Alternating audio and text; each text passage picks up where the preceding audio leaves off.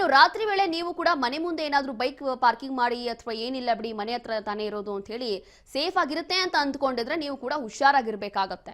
ನಕಲಿ ಕೀಗಳನ್ನ ಬಳಸಿ ಈಗ ಬೈಕ್ ಕಳ್ತನ ಮಾಡ್ತಾ ಇದ್ದಾರೆ. ಹಾಗಾಗಿ ಸ್ವಲ್ಪ ಎಚ್ಚರ. ಮಧ್ಯರಾತ್ರಿ ಹೊಂಚು ಹಾಕಿ ಕಳ್ಳನ ಸಿಸಿ ಕ್ಯಾಮೆರಾದಲ್ಲಿ ಈಗ ಸೆರೆ ಮಾಡಲಾಗಿದೆ. ನೆಲಮಂಗಲ ತಾಲೂಕಿನ ರೈಲ್ವೆ ಗೊಲ್ಲಹಳ್ಳಿ ಬಳಿ ನಡೆದಿರುವಂತಹ ಘಟನೆ ಇದು. ನಕಲಿ ಕೀ ಬಳಸಿ ಬೈಕ್ ಕದ್ದು ಕಳ್ಳರು ಪರಾರಿ ಆಗ್ತಾ ಇದ್ದಾರೆ. ನಗರ ಮತ್ತು ಗ್ರಾಮಾಂತರ ಭಾಗದಲ್ಲಿ ಕಳ್ಳರ ಹಾವಳಿ ಸಿಕ್ಕಾಪಟ್ಟೆ ಜಾಸ್ತಿ ಆಗ್ತಾ ಇದೆ. ನೆಲಮಂಗಲ ಗ್ರಾಮಾಂತರ ಠಾಣಾ ವ್ಯಾಪ್ತಿಯಲ್ಲಿ ಪ್ರಕರಣ ಕೂಡ ದಾಖಲಾಗಿದೆ. ಈಗ ನಕಲಿ ಕೀಯನ್ನ ಇವರು ಬಳಸೋದು, ಅದಾದ ನಂತರ ಬೈಕ್ಗಳನ್ನ ಕಳ್ಳತನ ಮಾಡಿಕೊಂಡು ಅಲ್ಲಿಂದ ಎಸ್ಕೇಪ್ ಆಗುವಂಥದ್ದು. ರಾತ್ರಿ ವೇಳೆ ಮನೆ ಮುಂದೆ ಬೈಕ್ಗಳನ್ನ ನಿಲ್ಲಿಸಿರ್ತೀವಿ.